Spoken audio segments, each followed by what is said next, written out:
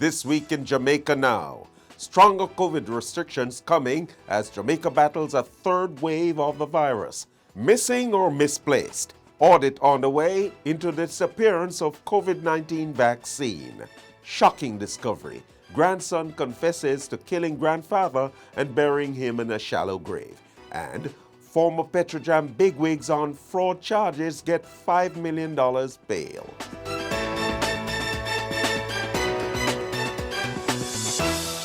I'm Neville Graham, and this is Jamaica Now.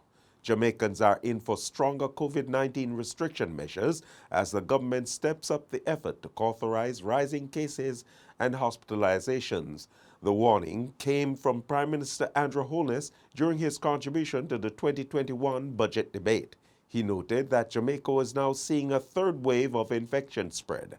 Up to Thursday, Jamaica recorded 519 deaths and 33,970 cases, with more than 17,000 being active and more than 370 persons in hospital.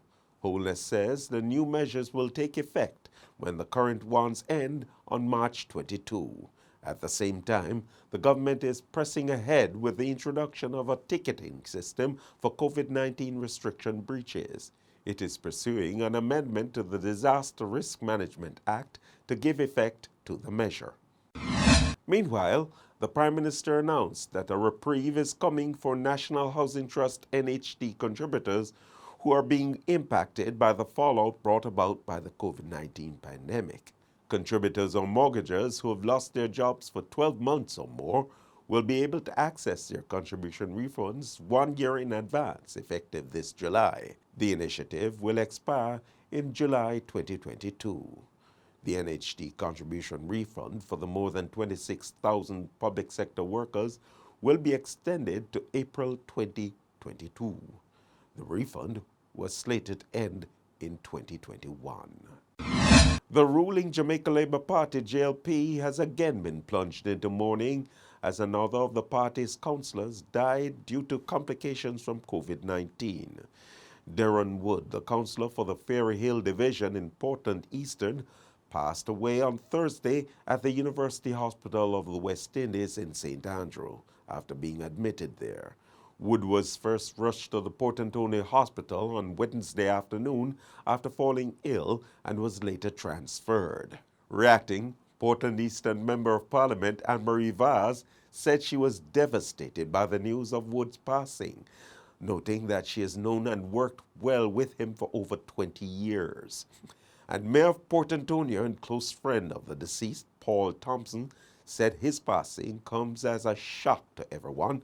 Minister of Local Government Desmond McKenzie said Wood's passing is a bitter blow to the JLP, adding that he was a popular and highly respected councillor who served the people of Ferry Hill in that capacity for nearly 18 years.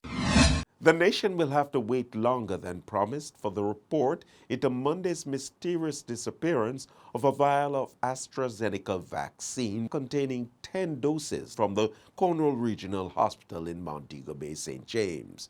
This, as the auditor assigned to the investigation, is currently participating in a previously scheduled island-wide review. Errol Green, Regional Director for the Western Regional Health Authority, told the Gleaner on Thursday that he would not be pushing for the completion of the report at this time. Green noted that the auditor is currently working with the Ministry of Health's auditors to look at all the sites in the region. It has not yet been ascertained if the vial has been stolen or misplaced. Several staff members at the Regional Health Authority have been reassigned. Residents of Mount Olge in St. Andrew were left in shock after the grandson of a missing man confessed to killing him and burying his body in a shallow grave. The remains of Andrew Lord Andrews were found in a yard in the community on Thursday. Andrews had been missing since mid-February. Residents reported that they had smelt an odor and subsequently called the police. The grandson allegedly confessed his involvement and took the police to a location where he allegedly buried his grandfather. The body was exhumed and the grandson taken into custody. The two former Petrojam bigwigs facing fraud charges in relation to alleged fictitious travel claims had their bails increased to $5 million and are to return to court on May 14. Former Petrojam General Manager Floyd Grindley and his former chairman, Dr. Percival Badu Singh, who had each been granted $400,000 station bail, pleaded not guilty when they appeared in court this week. The men, who reside and work in the United States, had, through their lawyers, beseeched Chief Parish Judge Chester Crooks to use his discretion and to not ground them as part of their bail conditions because their jobs and families would suffer. Consequently, Crooks, in offering them bail in the Kingston and St. Andrew Parish Court on Thursday, ordered that their travel documents be returned. He, however, warned the accused men not to visit Petrojam or its affiliate offices or contact any of the witnesses in the case. Both men were arrested and charged in relation to fraudulent claims made at the state-owned oil refinery amounting to US $73,620 between December 2016 and May 2018.